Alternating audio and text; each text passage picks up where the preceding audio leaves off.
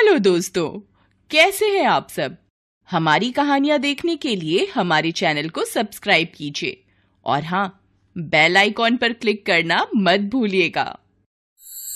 बहू से अच्छी सब्जी वाली।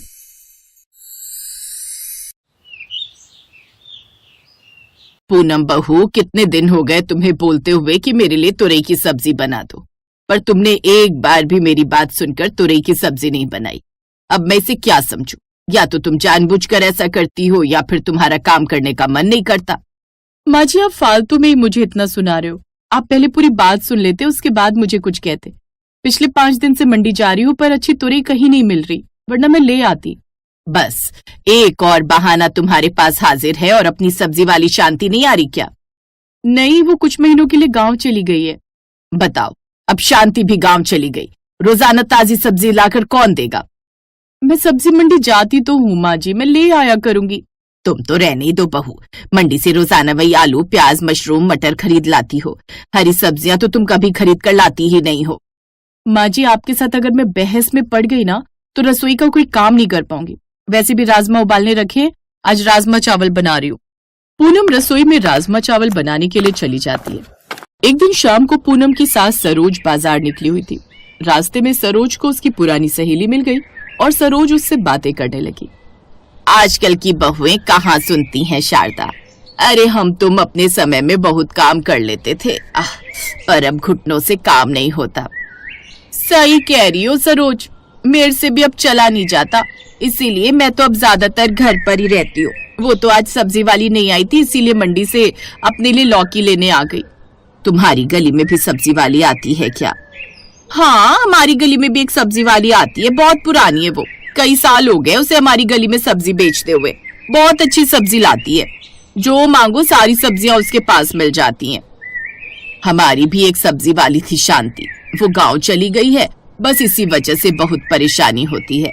पर तुम्हारा तो घर बहुत दूर है, वरना मैं तुम्हारी सब्जी वाली को बोल देती गली में दे जाए। चलो कोई नहीं, अच्छा चलती हूँ। हाँ, ठीक है, फिर मिलते हैं। सास सरोज कुछ देर बाद घर आ गई। अगले दिन सुबह के समय पूनम ने जल्दी जल्दी आलू पूरी बनाई और पति और बच्चों को टिफिन पैक करके दे दिया। माँ जी, पूरी आपने मना कर दी थी, इसीलिए आपके लिए मैंने आलू की सब्जी के साथ 2 फुलके बना दिए। कोई महान काम नहीं किया है पूनम, आलू की सब्जी और रोटी ये बहुत सादा खाना है। मुझे तो मन था हरे हरे टिंडे खाने को मिल जाते। घर पर आलू ही रखे थे, इसीलिए मैंने जल्दी जल्दी आलू बना लिए। कुछ तो बनाई है ना माँ जी, बाजार का नाश्ता तो नहीं मंगाती आपकी बहू, इस बात पर तो आपको गर्व होना चाहिए। अभी सरोज ने रोटी का पहला निवाला तोड़ा ही था कि तभी दरवाजे पर दस्तक हुई। नमस्ते माता जी, कैसी हो? अरे, मैं शांति की चचेरी बहन ममता हूँ। शांति आजकल गांव में है ना, तो उसकी जगह मैं सब्जी बेचने आई हूँ। वैसे तो मैं दूसरे मोहल्ले में सब्जी बेचती हूँ, पर मुझे शांति ने कहा था कि आप जैसे कुछ घर हैं जो उसके बंधे हुए हैं और उन्हें रोजाना ताजी ताजी सब्जियों की जरूरत होती है, इसीलिए मैंने सोचा आप लोग परेशान हो रहे होंगे तो रोजाना सुबह ताजी सब्जियां दे जाया करूँ। खरीदनी है माता जी कोई सब्जी? हाँ हाँ, क्यों नहीं खरीदनी, हम तो खुद बड़े परेशान थे कि कोई सब्जी वाला आए तो हम सब्जी खरीदे। अच्छा हुआ शांति ने तुम्हें बोल दिया, वरना मैं और बहू तो रोजाना मंडी जाते हैं सब्जी खरीदने के लिए। हरी तुरई है क्या? हाँ हाँ माता जी, ताजी तुरई है मेरे पास, देखिए कितनी हरी हरी है, अभी सुबह ही खेत से तोड़ी है। अरे वाह, बिल्कुल वैसी तुरई जैसी मुझे पसंद है। पूनम देख ले, इसे कहते ताजी सब्जी, तुझसे तो अच्छी नई सब्जी वाली है। पूनम अपनी सास को कुछ देर देखती रही। उसे गुस्सा आ रहा था कि सास सब्जी वाले के सामने उसका अपमान कर रही है, पर उस समय पूनम कुछ नहीं बोली। धीरे धीरे रोज सुबह वही नई सब्जी वाली ममता सरोज के घर आने लगी। बातों बातों में वो सास को अपने बारे में बड़ी बड़ी कहानियां सुनाने लगी। कभी अपनी बहादुरी की, कभी अमीर लोगों से पहचान की। सरोज उसकी हर बात पर भरोसा कर लेती और पूनम को उलाहना देती। माता जी, आप तो बहुत भाग्यशाली हैं, आपकी जैसी प्यारी सास किससे मिलेगी? क्यों, तू ऐसा क्यों कह रही है? तुझे मेरे में कौन सी अच्छाई दिखाई दी? हाँ अरे, एक अच्छाई हो तो कहूं भी ना माता जी, आप तो अच्छाइयों की देवी हो। आपकी बहू कहीं भी आए जाए, जब मर्जी काम करे, आप कभी नहीं टोकती हो। अब जैसे 2 दिन से गई हुई है तो आपने पीछे से एक बार भी नहीं सोचा कि वापस बुला लूं। आप खुद ही घर के सारे काम कर रही हो, वरना कई सास तो अपनी बहू को जाने ही नहीं देती। हाँ, ये बात तो है, मैं तो कभी भी नहीं रोकती बहू को। अरे उसका अपना मायका है, जब मर्जी आए जब मर्जी जाए। वैसे बहू आज सुबह आ गई है, रसोई में नाश्ता बना रही है। अच्छा, भाभी आ गई है। चलो मैं चलती हूँ माता जी, कल मैं आपके लिए करेले लेती आऊंगी। ठीक है, लेती आना। ममता जानबूझकर सरोज के सामने अच्छी बनने का नाटक करती थी। वो धीरे धीरे सरोज के दिल में अपने लिए जगह बना रही थी। माता जी, आपके घुटनों में दर्द रहता है ना? ये देखो, मैंने आपके लिए अपने गांव से दर्द दूर करने वाला मालिश का तेल मंगवाया है। अब आप इस तेल से रोजाना अपनी टांगों की मालिश करना, देखना आप कितनी फुर्ती से चलने लगोगे। ममता, तू मेरे बारे में कितना सोचती है। हालांकि तू भी तो शांति की तरह बस सब्जी बेचने आई थी, पर अब तो ऐसा लगता है कि तू इस घर का हिस्सा बन गई है। जिस तरह से तू मेरा ख्याल रखती है, मुझे तो ऐसा लगता है कि तू मेरी बहू से भी ज्यादा मेरी परवाह करती है।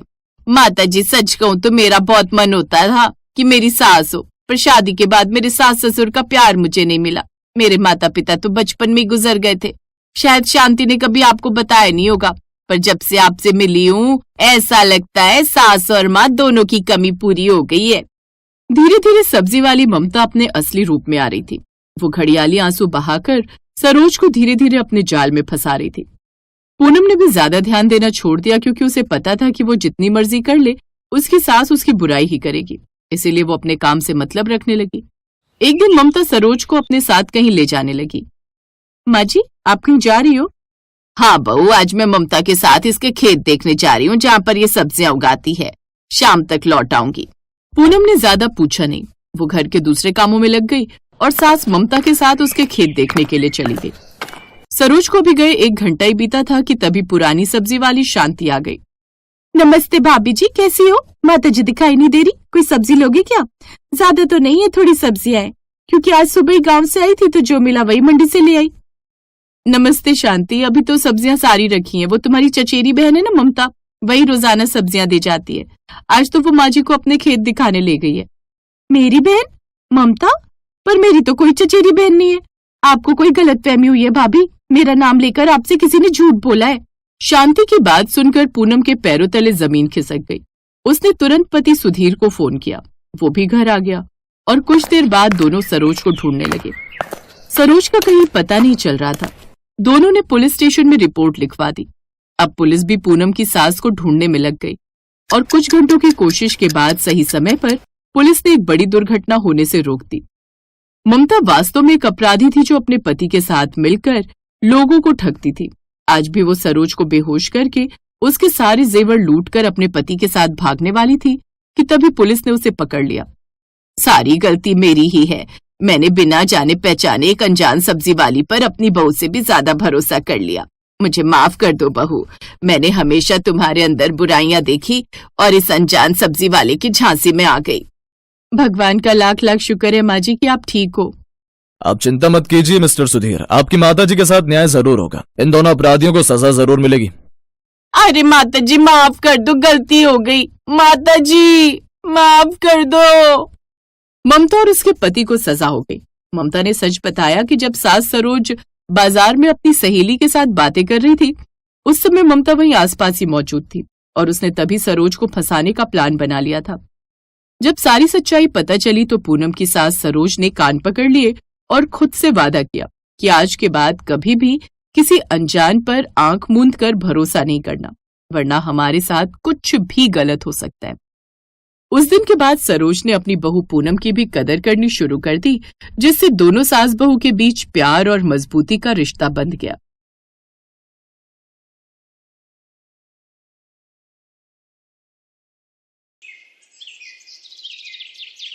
रीमा एक अमीर खानदान की बहू थी। ससुराल में उसे किसी भी चीज की कोई कमी नहीं थी। खुला पैसा, सारे ऐशो आराम उसके ससुराल में उसे मिलते थे। शादी के 1 साल में उस पर कोई जिम्मेदारी नहीं थी। सब कुछ उसकी सास कलावती संभालती थी। पर आज जब सुबह सुबह कलावती ने उसे किसी जरूरी काम से अपने पास बुलाया तो उसके मन में तरह तरह के सवाल उठने लगे। रीमा, वो मम्मी तुम्हें कमरे में बुला रही हैं। मम्मी जी, इतनी सुबह सुबह? उन्हें मेरे से इतनी सुबह सुबह क्या काम है? होगा कोई काम, पूछ लो एक बार जाकर। हाँ, जाती हूँ। रीमा अपनी सास के कमरे में जाती है। उसकी सास कलावती उसके हाथ में एक चाबी का गुच्छा देती है। बहू, ये चाबी का गुच्छा आज से तुम्हारे पास रहेगा। मैं तुम्हें इस घर के खर्चों की सारी जिम्मेदारी सौंप रही हूँ। जिस तरह से मेरी सास ने मुझे ये जिम्मेदारी दी थी, अब ये जिम्मेदारी मैं तुम्हें सौंप रही हूँ, पर तुम्हें इस जिम्मेदारी को बहुत ध्यान से निभाना है। अभी मैं ये चाबी का गुच्छा केवल 1 महीने के लिए तुम्हें दूंगी। अगर तुमने मुझे अगले 1 महीने में पैसों की बचत करके दिखा दी तो मैं तुम्हें हमेशा के लिए ये चाबी का गुच्छा दे दूंगी। सास की बातें सुनकर रीमा के मन में खुशी की लहर दौड़ पड़ी। कब से मैं इस चाबी के गुच्छे को पाने की कोशिश कर रही थी, आज माँ जी ने खुद ही मुझे ये दे दिया। अब तो मेरे मजे ही मजे। मैं खुला खर्च करूंगी। नहीं, अभी 1 महीने तक तो मुझे बचत करनी होगी। उसके बाद ही जब पूरी तरह से चाबी मेरे पास आ जाएगी तभी ऐसा हो पाएगा। मुझे तब तक अपने आप पर कंट्रोल रखना होगा। समझ आ गई बहू? ये लो, पकड़ो चाबियां और 1 महीने बाद मुझे बताना कि तुमने कितने पैसे बचाए हैं। मैंने तिजोरी में 1 महीने के खर्चे के पैसे रख दिए हैं, अब तुम्हें उनमें से कुछ पैसे बचा कर दिखाना है। कलावती ने रीमा को चाबी का गुच्छा थमा दिया। अब रीमा के दिमाग में बस एक ही बात चल रही थी कि वो बचत कैसे करे। मालकिन, सब्जियां महंगी हो गई हैं, कम से कम 500 रुपए की आएंगी। क्या कहा? इतनी महंगी? रहने दो, मैं खुद ही सस्ती सब्जी खरीद लाऊंगी। तुम दूसरा काम करो। लगता है अब मुझे खुद ही सब्जी खरीदने बाजार जाना होगा। रीमा ने थैला उठाया और खुद ही सब्जियां खरीदने मंडी पहुंच गई। अचानक उसके दिमाग में एक आइडिया आया। इतनी भीड़ भाड़ में अगर मैं थोड़ी बहुत सब्जी चुरा लूंगी तो किसी को क्या ही पता चलेगा। वैसे भी मैं अमीर खानदान की हूँ, मेरे ऊपर किसी का शक नहीं जाएगा। इतनी ढेर सारी सब्जियों में से 2-4 किलो मैंने निकाल भी ली तो इन सब्जी वालों का भला क्या ही बिगड़ जाएगा। पर हाँ, मेरा भला जरूर हो जाएगा क्योंकि मैं सब्जी के पैसे बचा लूंगी। रीमा सब्जी खरीदने के बहाने सब्जी वालों से मोल भाव करती रही और वो ऐसे दिखा रही थी मानो कितनी महंगी सब्जी खरीद रही हो। और चुपके से उसने थोड़ी थोड़ी सब्जियां अपने थैले में डालनी शुरू कर दी। अब अमीर घर की औरत पर भला कौन ही शक करता, किसी को इतना पता ही नहीं चला। रीमा ने बहुत सारी सब्जियां चुरा कर अपने थैले में रख ली। उस दिन रीमा बहुत खुश थी क्योंकि उसने बहुत सारे पैसे बचा लिए। अरे वाह बहू, तुम 100 रुपए में इतनी सारी सब्जी खरीद लाई। तो और क्या मम्मी जी, अब हम घर के नौकरों को सब्जी खरीदने के लिए भेजते हैं तो ये मोल भाव थोड़ी करते हैं। तुम तो बहुत समझदार हो बहू, तुमने तो अभी से बचत करनी शुरू कर दी। जीती रहो। आज ये सब देखकर मैं बहुत खुश हूँ। देख लो, तुम सबके भरोसे में है, ना जाने कितना खर्च कर देती थी। ये तो रीमा बहू ने समझदारी दिखाई और आज देखो सब्जी कितनी सस्ती खरीद कर लाई है। रीमा बहुत खुश थी कि उसकी सास उसके बचत करने से खुश है, पर वो चोरी करने का अपराध कर रही है, इस बात का उसे कोई पछतावा नहीं था। अब तो रीमा की आदत सी बन गई थी रोजाना सब्जी चोरी करने की। वो जब भी मंडी जाती तो खरीदने से ज्यादा सब्जी चोरी कर लेती। रीमा अक्सर ही मंडी से सब्जी चोरी करके लाने लगी। और ऐसे ही एक दिन जब रीमा सब्जी खरीदने मंडी जाने लगी तो वो अपना पर्स ले जाना भूल गई। रीमा ने जल्दी में अपना पर्स सीढ़ियों पर ही छोड़ दिया। काम वाली ने सफाई करते हुए जब पर्स देखा तो सास को पकड़ा दिया। माताजी, लगता है रीमा भाभी अपना पर्स सीढ़ियों पर ही भूल गई। हाँ, बहू तो मंडी गई है। एक काम करती हूँ, मैं खुद ही सब्जी मंडी चली जाती हूँ। बहू को पर्स भी दे दूंगी और मेरा थोड़ा घूमना भी हो जाएगा। कलावती उस दिन खुद ही सब्जी मंडी पहुंच गई। सास को सामने देखकर रीमा घबरा गई। मम्मी जी, आप और यहाँ? अरे हाँ बहू, तुम अपना पर्स घर पर ही भूल गई थी। सोचा तुम्हें पकड़ा देती हूँ, थोड़ा मेरा टहलना भी हो जाएगा। अरे तुमने सब्जियां कैसे खरीदी जबकि पैसे तो पर्स में है? रीमा के चेहरे पर चिंता की लकीरें पड़ गई। अब वो क्या जवाब देती कि ये सब्जियां चोरी की हैं? उसने अपनी सास को झूठ बोला। अरे मम्मी जी, वो मेरे पास ना थोड़े से पैसे इस थैले की जेब में रखे थे।